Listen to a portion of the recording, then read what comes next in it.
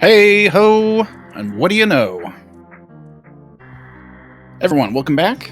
If you stuck with us through the break, fantastic. If you're just joining us, we're going to see some fantastic Super Metroid action rkctkc versus mm2nes cartridge. If you caught the first race, you know it was a pretty good barnstormer, a sub-hour time for MM2. A fairly straightforward seed with a bit of a hunt for the Varia suit. I was happy to be able to sit in and watch. My name is Zero Lane. I will be conducting the commentary with you for this game. Behind the scenes, Reem Octurus, WJG. Thank you very much for your services. Players are the real stars of the show, though. Make sure to give them a follow if you haven't already.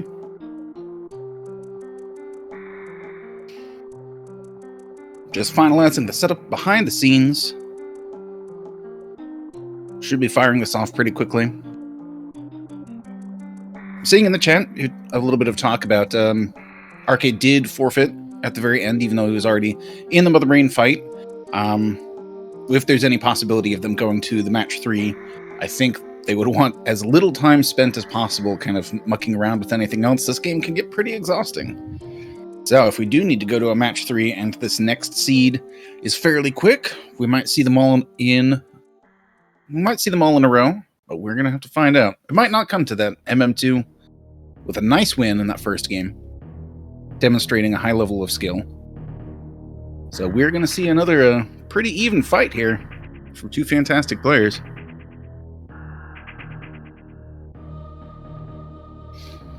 We'll have some nice predictions on where Morph Ball might be. Let's see if we can get in that prediction for which suit we're going to end up finding first once the race kicks off. How's everybody out there feeling? It's a nice, beautiful... What day is it today? Tuesday? Tuesday afternoon. Nice clear skies where I am. Hopefully the weather's treating you well where you are. There goes the prediction for the suits already. I'm going to go ahead and tuck in my own prediction as well. I'm going to stick with Varia. I'm Team Varia today. Tuesday all day. It sure is, Tommy.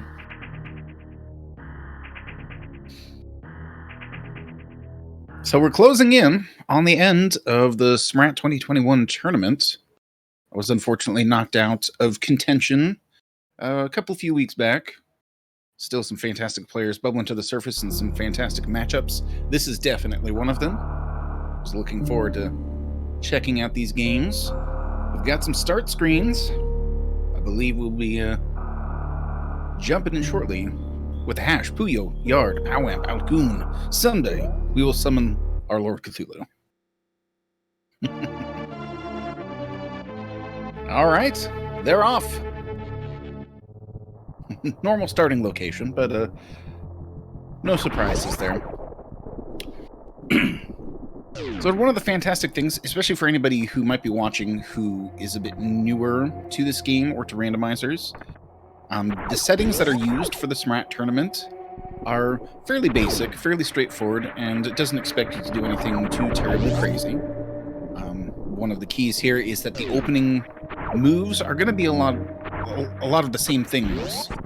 So you'll see, we're coming down here, we're going to find Morph Ball in the same place, and often after that, it's simply a matter of getting into Brinstar to check a lot of items there. Because every item can be anywhere with this layout, it behooves you to be checking all the little nooks and crannies as you go, making things as fast as possible, and hoping to find the major important things sooner than later. You did see that Varia evaded both of our players a little bit in the last one. So in general, you're going to see a lot of the same stuff early on in these games, and then the divergence will come after that. If something occurs to one of the players, something a little bit more risky, a little bit more chancy, we'll find out when that point comes. Just some missiles at the Awakening. Is this even randomized?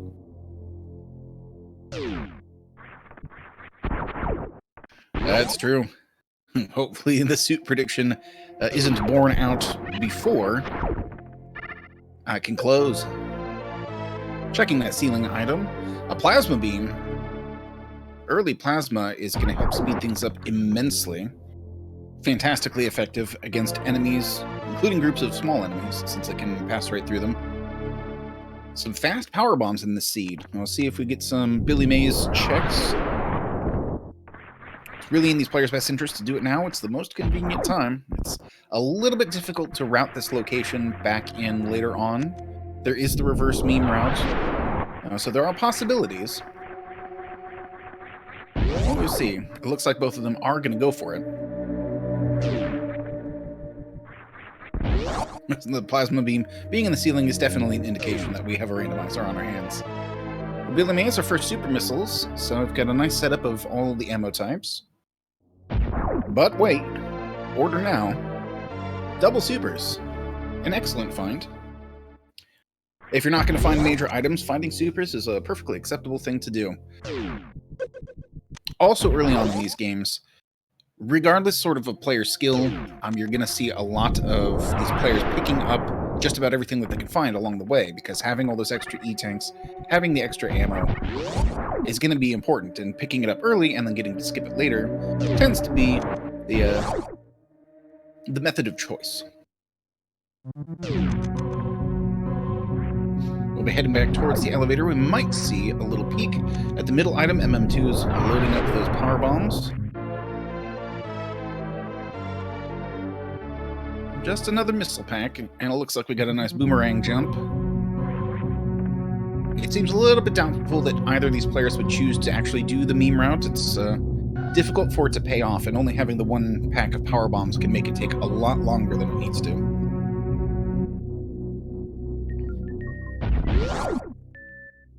Still seeing some people favor gravity suit being found first in this seed. Hoping for a little bit of a shakeup. I'm a big fan of things getting a little bit trolly, but I think these players will probably be a little bit exhausted by that process. Below Mother Brain, just some missiles. Now, we saw in the last game, MM2 skipped out on just about all of Rick's ship, after checking a couple of items, even finding charge and resetting from there, and deciding to leave Rick's ship entirely. Quite possibly concluding, because he found charge, that that was going to be the only important thing available in Rick's ship. It's not necessarily true. We definitely had seats where there were 4 major items. But it's not clear if that was a guess, or if it was a more educated guess. So it might have just been a wild play. We might see the same thing again this time, we might not. If MM2 is simply playing for speed, he might be committing to certain strategies, but being flexible and making decisions with the information that you have is one of the key components of playing randomizers. So if you're new and you're looking to get into it, I can be on the lookout for us talking about what the players might be thinking at any given time. Some more power bombs at BT. It's nice to find that second pack early on, because going into Brinstar with only 5 can sometimes be trouble.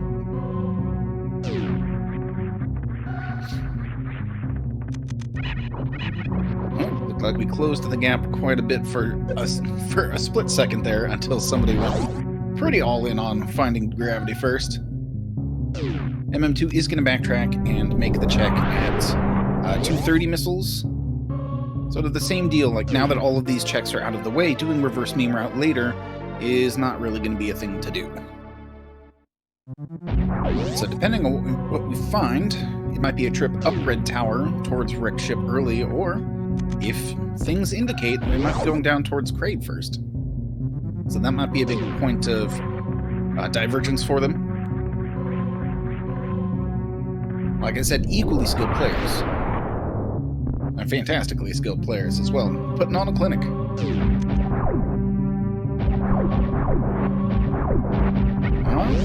Our first, this will be a relatively small divergence, depending on what's found. Some more supers at Terminator. RK is going to take a refill and is quite possibly going to be bombing through the front of Gauntlet. So if there's something important, we might see MM2 kicking himself a little bit for not straight up going for it, but it's going to take the peak only ammo at the back. So the front item is the only one that might be a little bit important. This is a bit of a gamble. Not too terrible, though, since the route sort of joins back up. It just takes you a little bit of time to get through these rooms, these bombable blocks, the acid rising and falling. And doing it without a whole lot of health is a bit dubious. And clearly you can get through this segment without taking any damage at all. But once you start taking damage, it comes fast and hot. MM2 down to Green Bryn. We're checking the early supers room. Just some missiles at the front of Gauntlet. Unfortunately, the gamble not paying off. Supers under the bridge. I'm seeing a good distribution of ammo so far. Still no sign of any E-tanks. There's the early screw attack, so... Screw attack early paired with plasma early means there's basically no enemies at all that either of these players are going to worry about. An ice beam behind the screw attack. This is a pretty loaded room in here. RK taking just a little bit of damage, but is probably going to be perfectly safe. Going to find the rest of that ammo. We'll see if RK decides to pick up the supers. Is going to opt to reset the room rather than attempting to jump into the right spot in case one item or the other is more important. Yet more supers above the early super room. RK stopping for that ammo. MM2 is likely going to duck under the bridge to grab these supers as well. So as I was saying earlier, for any of the newer players, this is the opening play that you usually see of checking items along the... going down to Morph, checking the items along the way where you can, but then coming here to Brinstar and checking absolutely everything, because this area is very difficult to route in. You have a lot of walking, running that you have to do across Brinstar to get to the various places. So if you leave behind any items, it can be really tough and really time-consuming to come back to get them.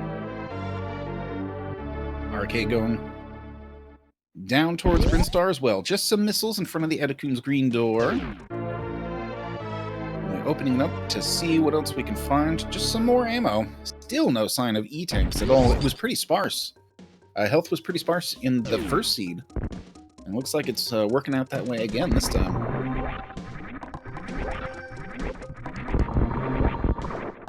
The screw attack can be very helpful with the grasshopper type enemies here. It'll drain your health pretty quickly if you don't have any suits.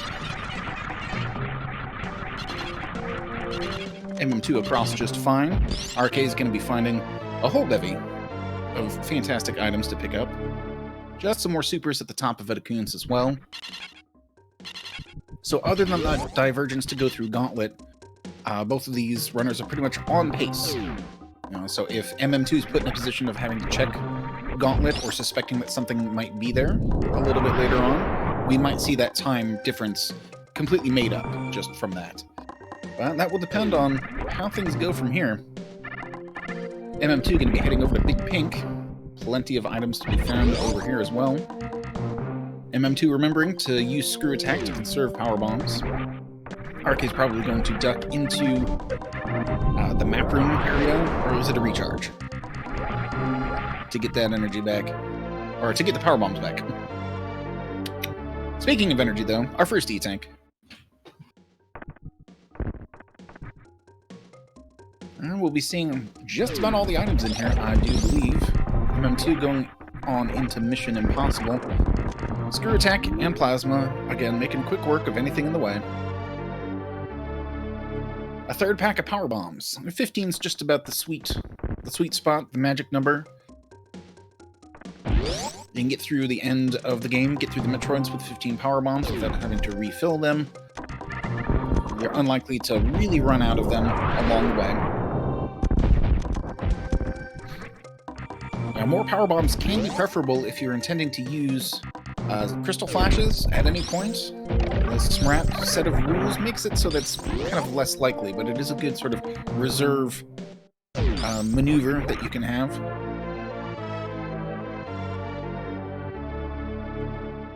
RK being very careful with his health at this point. MM2 finding a second energy tank behind behind Spore Spawn there. Hacking into that room in the direction that you were supposed to leave from. This is supposed to be an exit, but leave it to the speedrunners to figure out how to pull off just as many crazy tricks as you can imagine. And speaking of tricks, MM2 going to be doing the wave gate hack. Because of the velocity that super missiles travel at, firing one up and to the right at just the right time will cause it to clip just far enough through that gate to hit the sensor to open it. Normally, you're supposed to have wave beam to open that up. But this game has some interesting physics.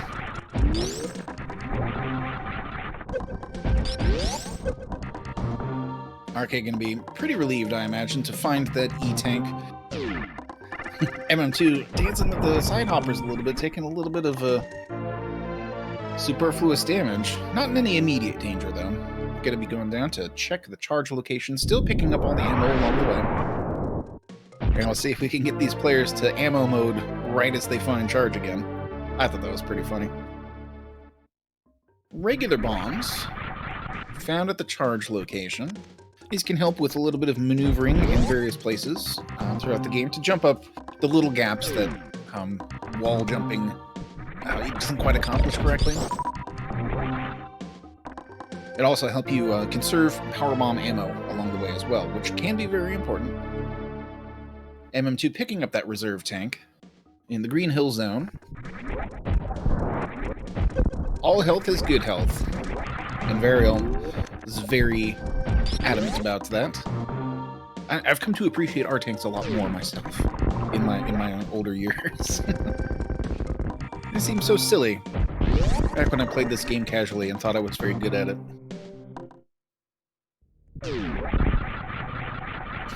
RKC going to be finishing off his big pink checks. MM2 out to the red tower, and it's going to opt to go straight up. That ice beam does make this a logical play. Freezing those enemies to use them as platforms is the intended method here. RK using the turnaround method to time his super missile. Had to take a couple of tries. We'll be getting some alpha and beta powerbomb checks. And we're going to see if RK follows suit as well. Still no sign of the suits. Some supers and alpha powerbombs. Check that item right behind. RK's going to be seeing these regular bombs, the morph bombs down here. And I wonder if he'll be opting to pick those up. Jumps in, probably didn't have a chance to really predict what it was going to be, but is probably okay with finding just about anything at this point. She's getting a little low on health, probably going to want to be a little bit careful. We'll move on to the big powerbombs check.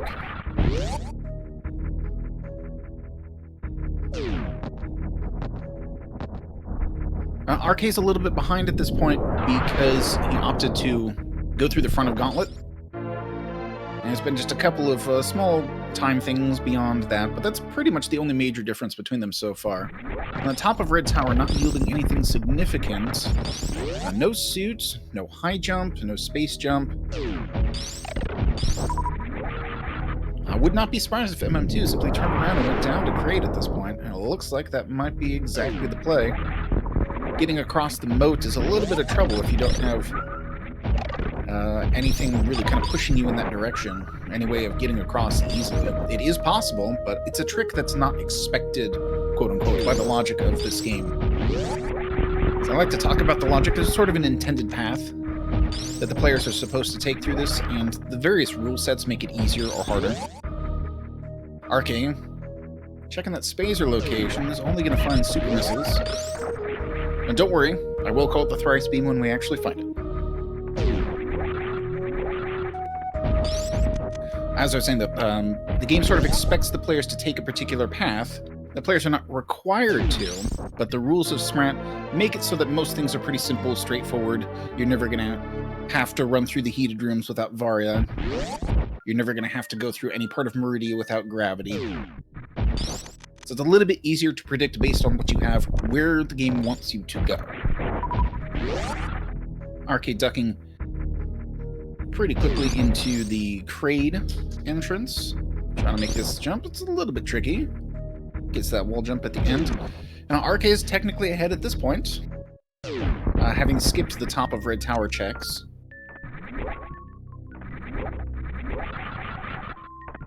Now we'll find out if this is going to pay off, because the top of Red Tower didn't really yield anything. RK trying to make a decision about whether to grab the extra power bombs, but opts against it. Doesn't want to get stuck rolling through the tiny gaps, I suppose. Plasma beam making short work of these enemies, and a super missile for Tiny Crate. Well, running a little bit short on places that are within the logic of this seed. It's very possible we have a suit or a progression item at the high jump boots. MM2 is going to opt to pick up those power bombs, increasing the gap here, but we're going to have to see if RK decides to stop in at the top of Red Tower when the time comes to check those items as well. If we have not found anything important before then, I suspect that will be the case. RK with a beautiful create quick kill. Gotta hydrate for just a moment. I'm talking a mile a minute. And Gravity Suit is pretty definitive progression, I would think. And another disappointment for the predictions crowd. That's unfortunate. Gravity does open up a lot of possibilities.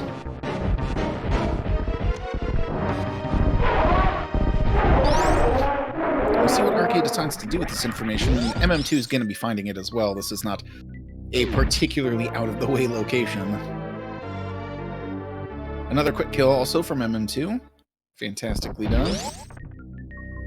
The only other locations beyond this would be like here in the janitor's closet or going down to high jump, but now that we found something important, it's really opened things up. There might be some different decisions here. I'm excited to find out.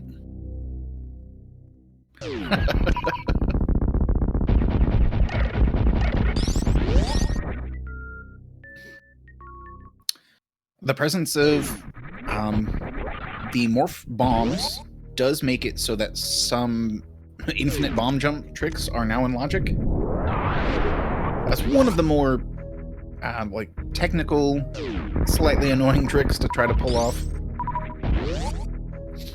But it is allowed to be part of the route for SMRAT. Just those missiles in the closet. I'm going to be checking the high jump area over with RK. A space jump is a nice find. RK also ducking into the high jump room proper to find out what's going on here. Just some more regular missiles.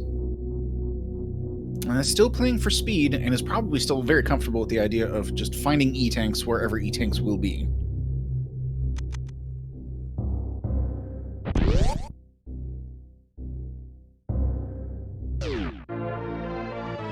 RK picking up that space jump also makes it so that traveling through Meridia is going to be relatively easy at this point. The interesting function of space jump when you have the gravity suit underwater is your ability to kind of spam it a little bit more. You don't have to do the weighting that you normally do when there's open air. You can traverse some of the bigger rooms vertically pretty quickly with this setup. Let's see if RK decides to pop the tube and run into Meridia right now. It's kind of looking like it. MM2 just behind, picking up that space jump as well.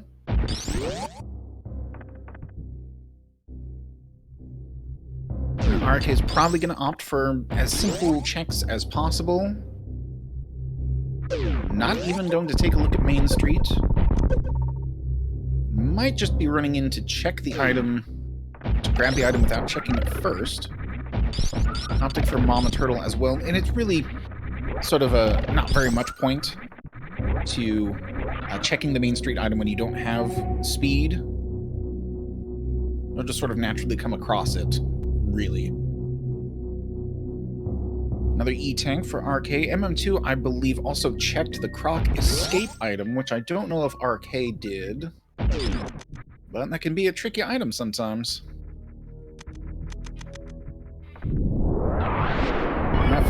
If a suit was sitting there, we knew gravity wasn't going to be able to be there.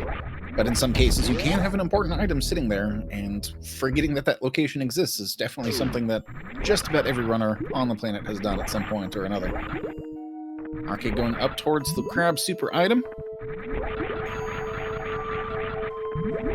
Yes, IBJs are definitely not a necessary component now. Just some regular missiles at the crab super item. And MM2 is going up and around to check out the items, just supers, at Main Street Spark. So it has a little bit of extra information, but it turns out those items aren't really useful.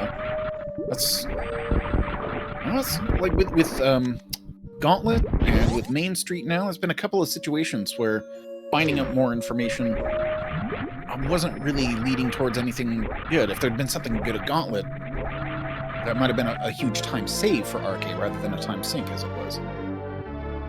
MM2 most likely going to be grabbing this E-Tank as well. Yes, indeed.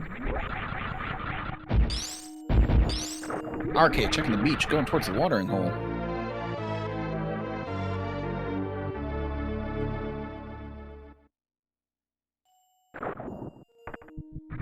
Double power bombs at the watering hole. Cheeseburgers ahoy.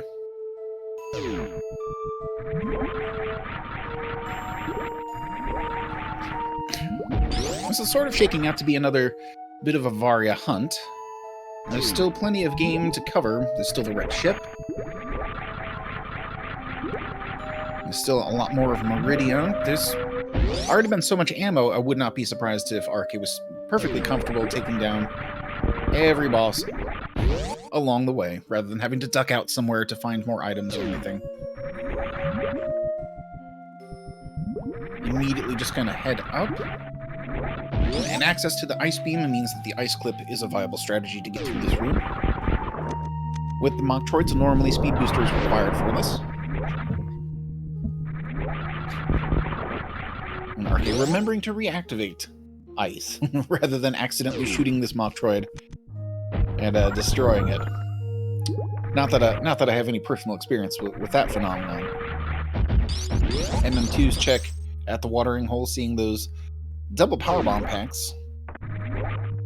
This should be a fairly straightforward Botwoon fight for both the players. Lots of supers at their disposal. And Botwoon can give you some tricky patterns. It's a pretty quick death there on RK's side. Well done. Botwoon can be a little bit trolly.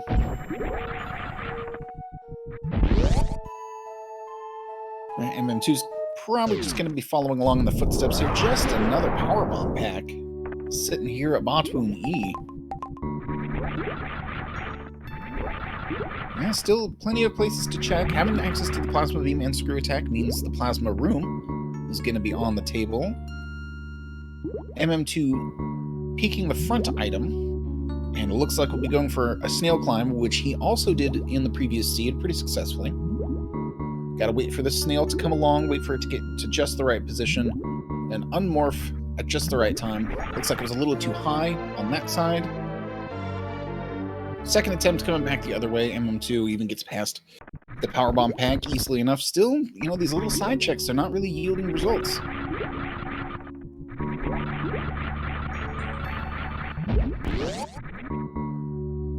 RK on the more straightforward path at this point is starting to increase the gap between the players. And depending on when we find Varia, this separation could hold for the rest of the game, or it could shift again because the players decide to do some kind of interesting decision. Sort of running down a little bit on checks that we can logically make here. And it's seeming more and more likely that a couple of major items must be hiding out in wrecked ship at this point.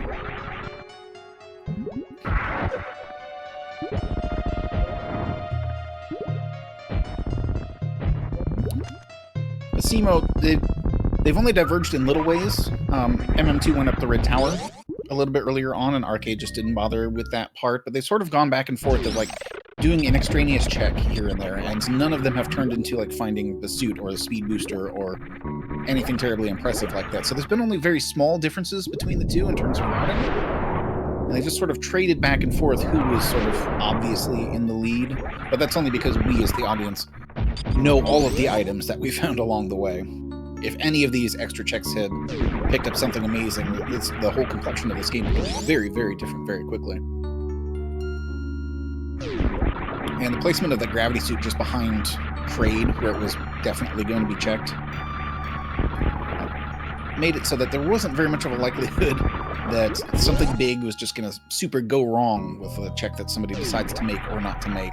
RK is still deciding to go to the item behind Dre. MM2 is probably going to do exactly the same thing when the time comes. But RK ahead by about a boss. just about one entire boss.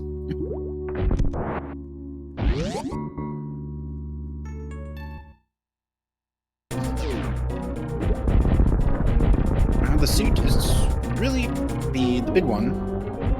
We're just about in ammo mode for both these players. Yeah, I'd be pretty comfortable with either of these loadouts going into Smother Brain with the ability to skip the Zebatites. It's very key. So we're sort of in ammo mode already, so charge isn't even necessary, really, at this point. And if MM2 comes across it and manages to reset away from it again, that will be some good times. RK opting to farm up some ammo right now. The next place to go really seems like Wrecked Ship. Might be seeing a check of at least one of the sand pits coming up, though. Might see a save scum for both of them, and since we definitely need to find something major, that wouldn't surprise me. RK might be taking this opportunity to do Snail Clip. Doesn't look like it. Well, checking the front item. Going in for the save. So we're going to see some sand pits coming up here as MM2 gets on through. And Dre can really start swooping fast. There's the end of Dre for MM2. Let's check out these sand pits and figure out what we've got.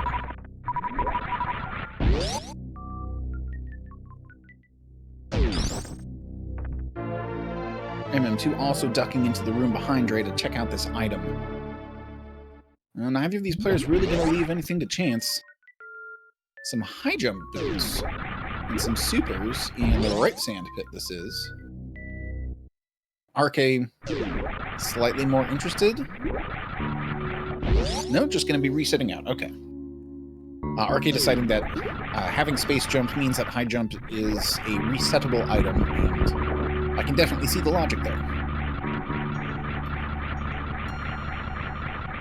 So we'll be getting a left sand pit check, access to space jump and gravity, but no grapple means Shack Tool's not technically in logic as far as we know. Varia suit could very well still be at Shack Tool, and we're just supposed to find grapple somewhere. It'll be interesting to see if either of these players take the opportunity to try to do the ice clip to get into Shack Tool. It's a pretty tough trick. A lot of timing involved with it. The thrice beam! Also resetting.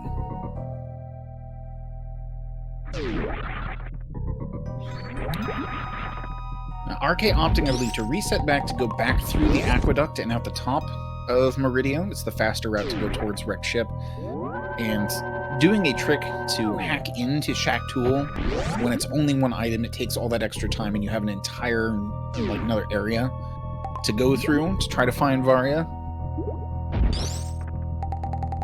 I believe this is the more shrewd play at this point, and if it turns out that Varia or something maybe equally as important, I don't know what that would be, but if Varia is at Shack Tool, both of these players are probably going to think the same things, and they might both be kicking themselves.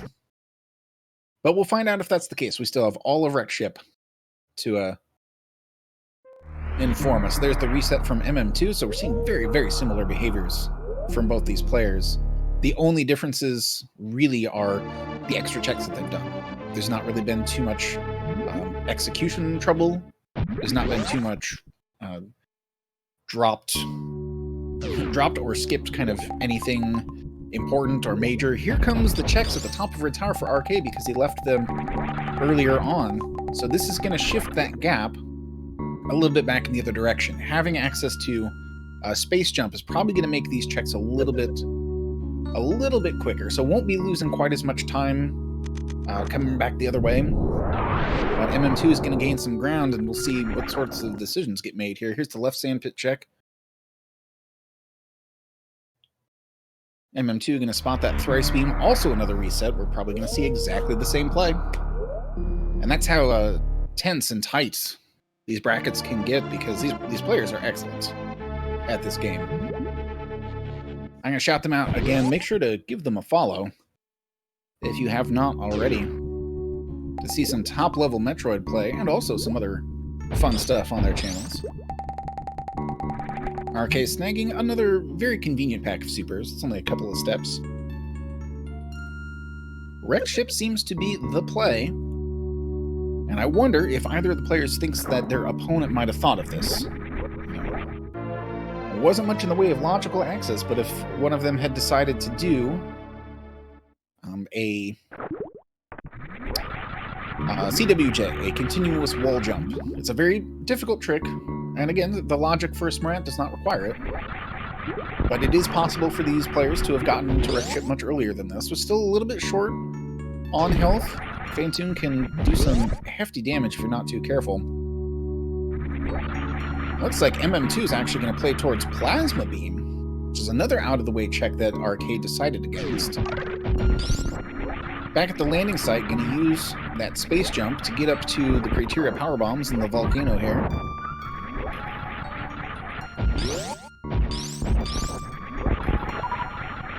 Just another E-Tank, but a welcome E-Tank. MM2 with a bit of a fall. Down the wall in front of the plasma room. It's just such an awkward overhang to try and get through efficiently. Now we've got a couple of checks under the belts of each of these players that their opponent did not do. So every time they find something that's not a major item, I probably get feeling a little bit frustrated. Wreck Ship has got to be on the back of the mind of MM2 already, but opting for some of the extra Meridia checks might yield dividends. I just have not seen a decision that really made a big difference just yet. Check of the maze item. I did not quite register what it was. Was it an R-Tank? Another E-Tank in the ocean.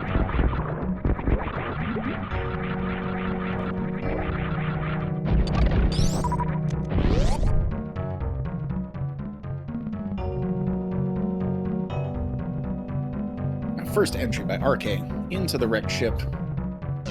Where will MM2 go from here? Is the question. Back down the toilet. Potty unit. RK can be ducking into these spooky missiles. Ooh. Another E. We talked about being a little bit short on E going into Fantoon, and then just that problem really resolved itself, I think. I do believe we're going to have an ice clip in the Shack Tool. So this is a rather time-consuming thing to do.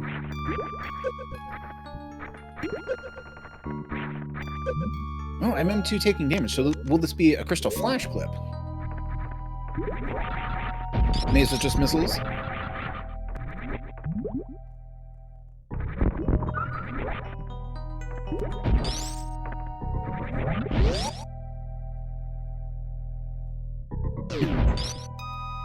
MM2 accidentally giving himself a little bit too much health for a Crystal Flash.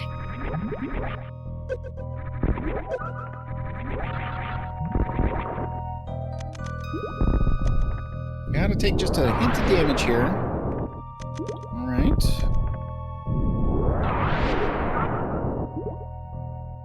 And this might take a few attempts. Crystal Flash clipping is a tough one. Second attempt. There it is. MM2 demonstrating one of the tougher things to pull off in this game. The timing that you need is just very tight. Uses up a bunch of ammo, you gotta be low on health at the right times. There's not even a save terribly nearby. So it was sort of a tricksy, slightly dangerous thing to do for a check that still takes a long time. If this ends up paying off, if this is Varia or leads to Varia, just as Arcade takes down Fantoon, we'll be seeing a bunch more items coming out of Wreck Ship at this point, I believe. Arcade's probably pretty interested in clearing the entire place, since what he truly needs eludes him. So this might be, well, this might be speed at Shack Tool. Because grapple might be in Wreck Ship. We find speed at Shack Tool to do like climb supers or waterway to find Varia. This could be a trolley situation. So MM2 might be cutting out a whole bunch of time. Just an E-tank, though. Very unfortunate. A fun and ambitious gamble right there. Probably the biggest, like, okay, I'm going out of my way sort of decision that we've seen in this race so far. And unfortunately, no payoffs. MM2's spider sense was tingling just a bit. False alarm, though.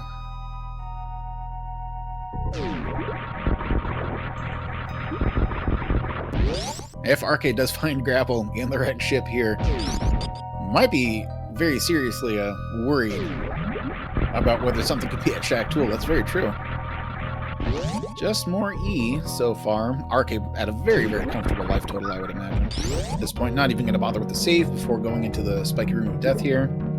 Jumping on through the sponge bath area. MM2's going to be fighting his way out to a place where he can go back up. Opts to just go around the gate rather than... There is a gate, a green gate that you can hack through to get through that part of Meridia, but it might take several attempts. It's not necessarily going to be very much faster.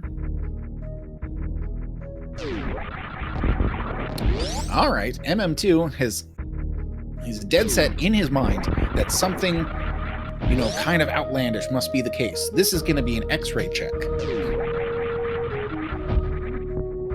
Once again, like a very out-of-the-way maneuver here. If this pays off, it might be big business. I think MM2 possibly forgetting a little bit that he had space jump at that point, but I sort of don't think so, since he's going towards X-ray.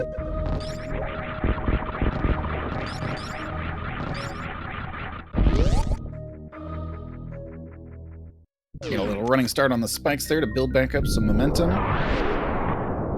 And still nothing just yet on the wrecked ship side either. Will this just be a bust as well? What is happening in this seed? Just some missiles at X-ray. It must be the play to wreck ship. And MM2 being rather careful with the power bomb situation there, though does have regular morph bombs, I believe, yes. So wouldn't be too much of a problem. RK tracking back across the attic in the previous game. This is sort of what cost him the most time. This is sort of what cost him the game, in a sense. But is still committing to the strategy and probably feels much more confident about it, given how many locations he's already checked and how little there is left to do. Still peeking just a regular pack of missiles. Is Varia going to be at gravity? Is Varia going to be in the sky, perhaps? Sky Varia is one of my favorites. MM2 took some chances, and it looks like it's costing him this time. They traded the lead back and forth early on in this game. There's not much like different decisions to make, but when the time came, it is Sky Varia, my favorite.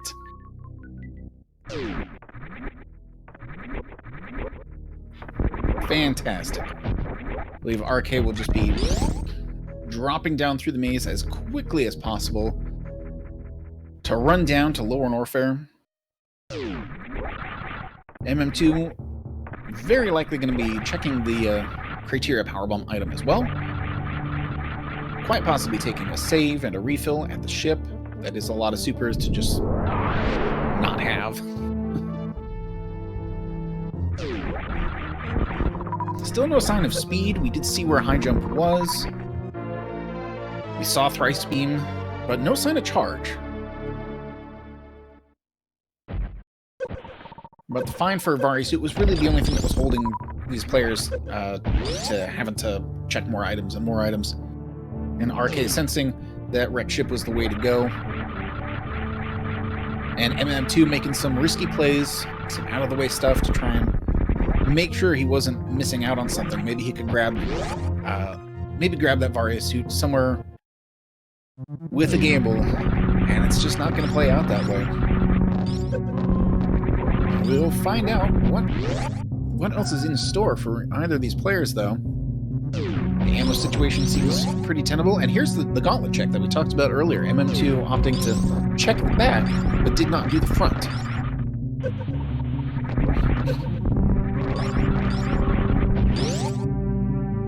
So the thought process going on with MM2 is probably something that I've encountered a lot of times.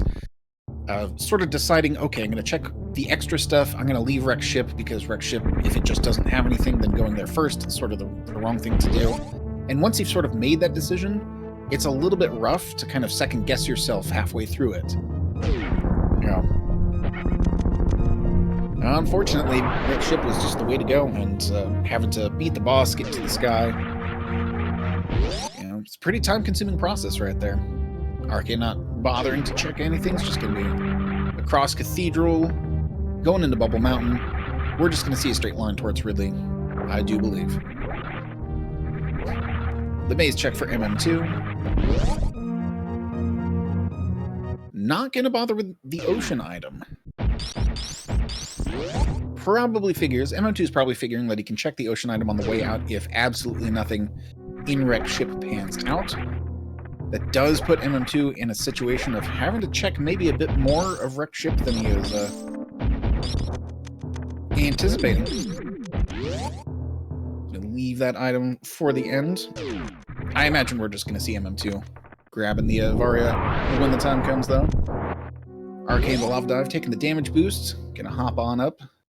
Space Jump, Plasma, Ice, Screw Attack. Plenty of health. Not really a care in the world, I wouldn't think. No spooky missiles either, so yeah. MM2 has rather figured that the simple checks aren't the way to go. It's the complicated stuff. It must be.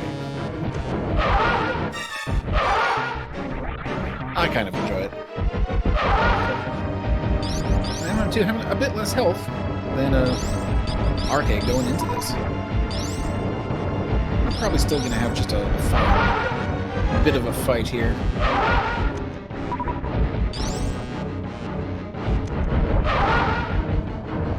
So the seed was relatively fast for both of these players as well.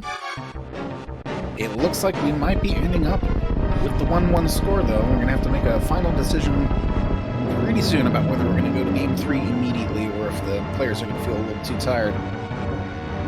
We shall see, though.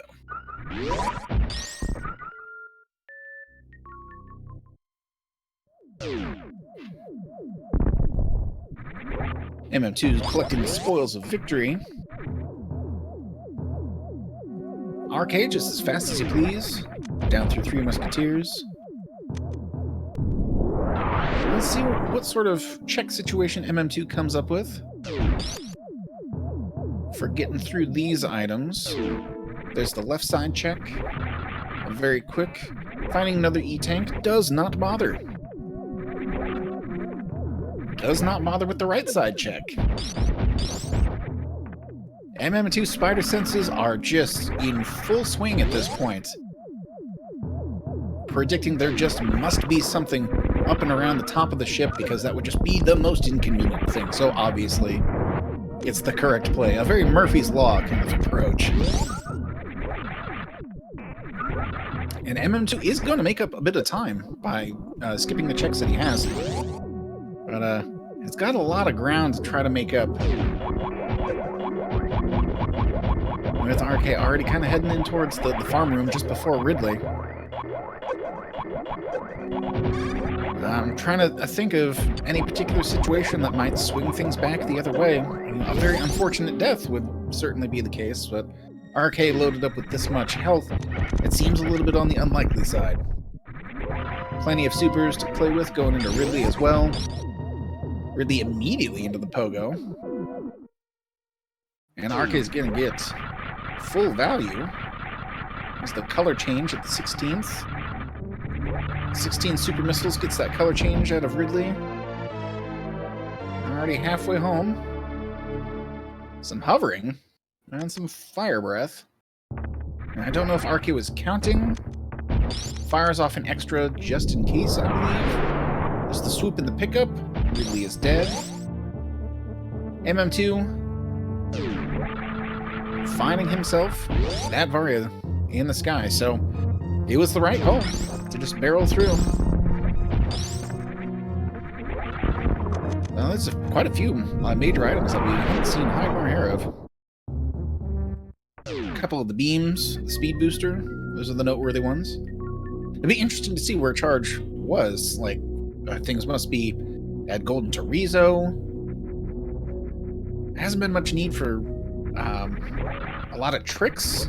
We did see some Crystal Flash clipping. We did see some Snail Climb. Mostly straightforward once we got the hang of where the items were, though. Very interesting. Mostly about execution, and you can see with both of these players, their execution is pretty top-notch. There's not a whole lot of like mistakes going on.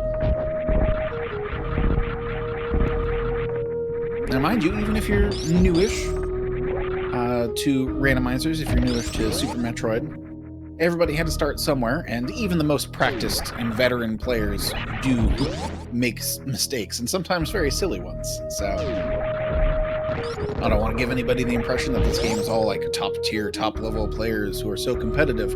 There's so much fun. So much fun to be had. A big old community out there. Probably several Discords. I'm in a few, I know that. If you got a chance to check out the Discord for the SMRAT tournaments, please do. We got a bit of a lull in the action as we have an escape from Lower Norfair from RK. MM2 just now getting on his way down to Upper Norfair. There is quite a time deficit going on. Are they still doing some of the simple checks? I wonder if these are just like, since they are so fast, and if Charge is somewhere around here, kind of thinking. Let's see if we check the Mickey Mouse. Skipping that one. Make sure to give these runners a follow if you have not already. The next match, yeah, I think so. So if we do go to Game 3, I can just stick around for it, just to help things along. I don't know if the decision has been made or when it was supposed to be made. They might wait until they finish. And I wouldn't blame them at that point, but if we've got the open time slot and they've got the inclination, might as well hammer this out. This will be a clash of the titans for sure. Going not just from like winning individual games, but having to go through 3 games in a row. That's some endurance. That could play a factor. The fatigue, the bits of memory loss or like confusion, things you thought you checked, but that was in game 2. So in a sense could make it more exciting, but just exhausting is the word for it. Exhausting, draining, taxing. But still fun. I can't exactly ask the players right now. The question's probably on the back of their mind. We might see a pretty definitive finish from RK coming up here as well. Back to the top of Red Tower. Just under 50 minutes on the clock. So I don't know if sub-hour is going to be in the cards, but it's only going to be an hour and change if RK's in top form.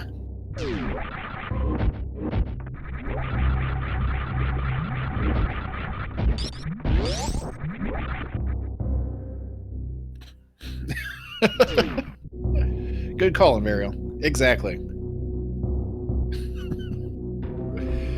Just, I don't even want to joke about it. Like, MM2, did you want to forfeit now and like get this over with? That's mean, though. That is not the spirit of the games.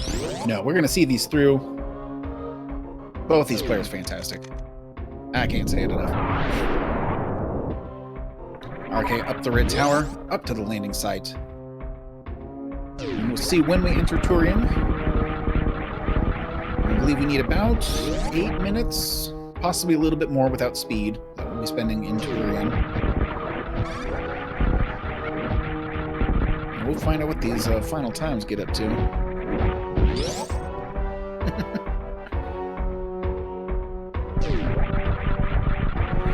And Varial, pack your bags. Oh, goodness. Oh, a little bit of a stutter in the stream for MM2, but catching the jumps, going through the amphitheater here.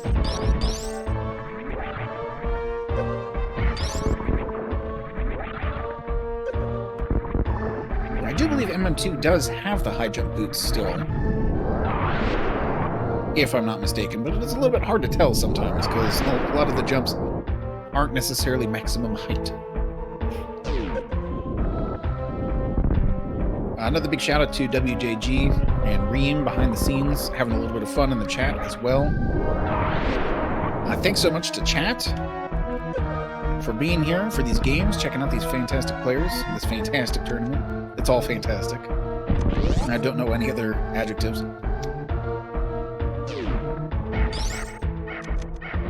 Give everybody a follow if you have not already.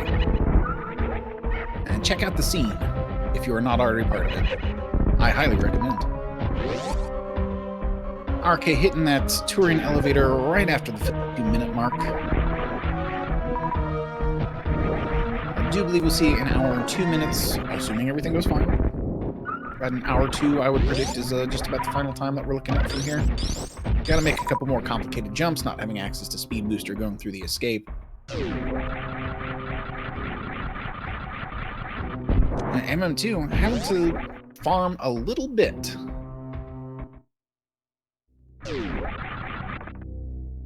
No access to charge beam.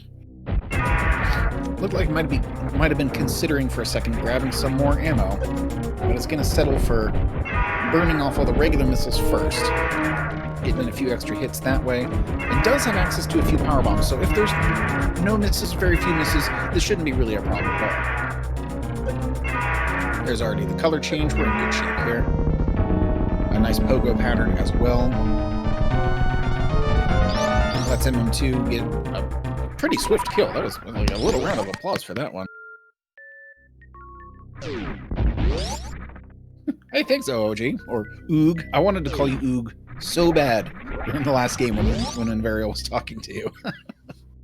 It was a very fast, smooth Ridley. Well done. MM2 with all the confidence in the world. Less energy. Going in with not full ammo. Not even remotely full. It's baby time over on RK's side, though. Barring any supernatural acts of some kind. A huge power outage or an internet outage. Something catastrophic like that. I think we are pretty comfortably going to be looking at the 1-1 score. We're going to find out how these players are feeling, if they're feeling up to it, if they're feeling rambunctious, to get that Game 3 going.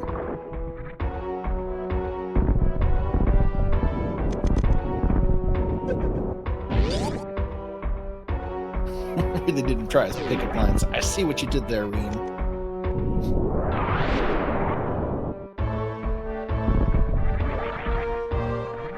Yep. It's pretty straightforward at this point.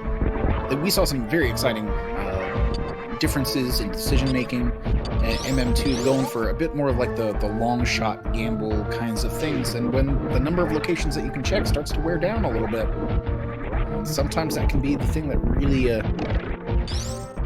gets you back in a race or puts you even further ahead if you just trust your instincts occasionally. But with full randomization, which is the style here, where anything can be anywhere just about,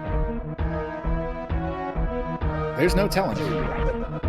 There are some other categories that place the items in very specific places.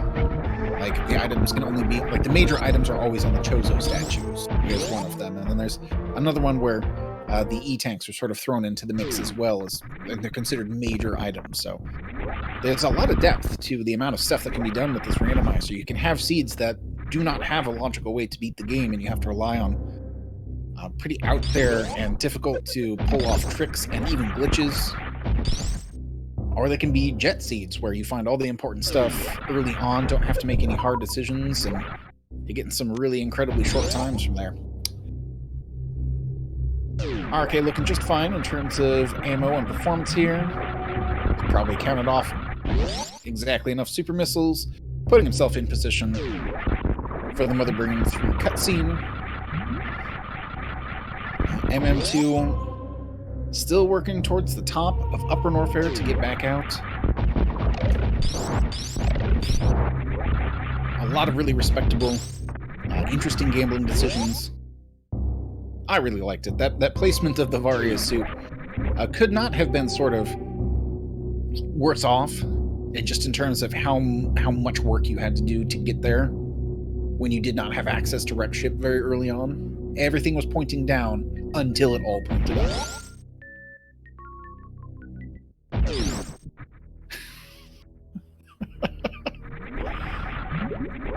Remuckturf will be here all week, ladies and gentlemen. Tip your service.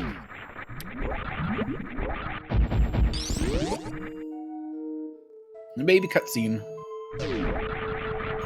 in progress. Now, for a game with no dialogue, with only really visual setups for its storytelling, this is a pretty compelling and heartbreaking sort of scene here. You know, big round of applause for the designers of the game for putting that together, too. Getting us to care about something that we've only seen twice this whole game. How did that baby get so fat? Oh.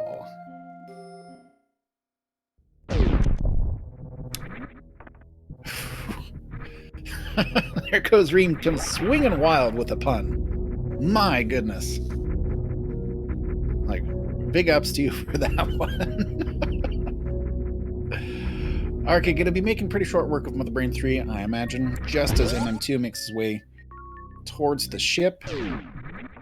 Still, without Speed Booster, there's probably still going to be a couple of minutes here for Arcade. I have to get things sorted. This might be pretty close to an hour. Escape sequence starts right at the 58-minute mark. And you usually see about 2 minutes. About 2 minutes that you need for the escape without Speed Booster. Speed Booster shaves off maybe half a minute if you get everything going pretty well. But I've got to run through these passages, jump back and forth a couple directions. Make some of these jumps. Get on through. MM2 getting the refill and the save. Gonna be heading towards Turian and might get in there just about at the same time as Arcade's getting out. See how they proceed from there. And if we see an immediate forfeit from MM2, it might be an indication that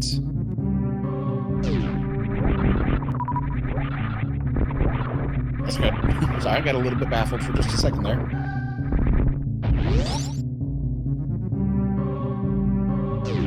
MM2 heading down the wrong way? What's something going on that I wasn't aware of?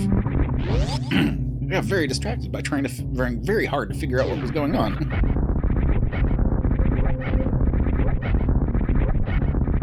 That's true, they almost did have a high five, a very unexpected high five, I might add. Here's the wall jumps up. A couple of these door transitions are going to eat up a few extra seconds. Ooh. That shaking screen can mess up your jumps real bad. You want to cut your jumps a little bit short so that you spend the most time on the ground. One final door transition.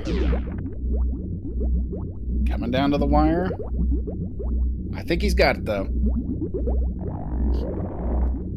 And that is time for rkctkc. Sounds like both of the players are too tired for that. Even though the seeds were relatively quick, and I believe RK's official time is just going to be a couple of seconds under an hour there, MM2 is going to forfeit right off the bat. To just, take a breather, take a relax. I'm going to scooch over here. I have no idea if the players are going to be interested in all and even talking about the seeds. Might just save it for their game 3, which is going to be epic. They're going to have to schedule that up, but I believe it will just be happening sometime later this week.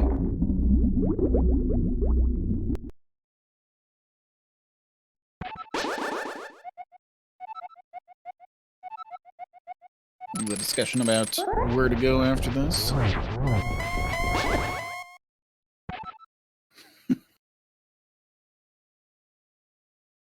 MM2 having himself a bit of fun.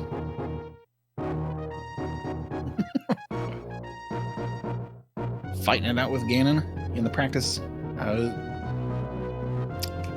The practice mod. That's the word.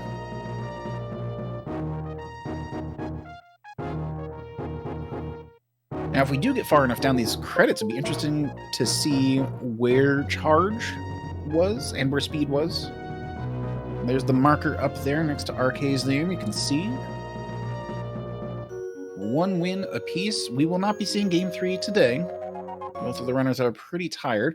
I don't blame them. 2 games is already tiring. 3 games is, well, it's a marathon, basically. The official time, 59 minutes, 57 seconds for Arcade, just sneaking in under that hour mark. Fantastically done by both runners. I see Arcade's credits still rolling on my end. I was hoping to find out where Charge was. And if anybody knows for a fact whether or not they were going to come in for a bit of a chat. Oh, I believe that's the end of Arcade's seed right there. Like it was just a little bit behind. No chatting today. Totally understandable as well.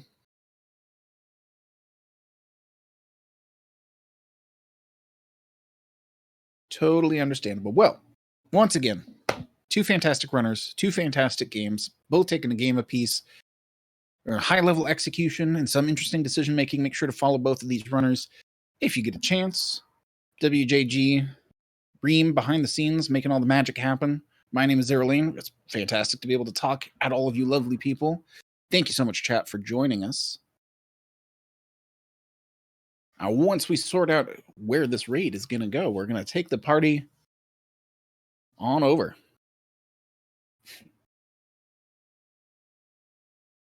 As we stare at Ganon's lifeless eyes. Looks like we will be raiding Fate, also a participant in the SMRAT Tournament, and a fantastic person all around. So I hope you enjoy the stream over there as well. Once we're all ready up, we're going to fire it on over. Thanks, everyone, for joining us. Follow everybody. Follow all the things, and we will see you next mission.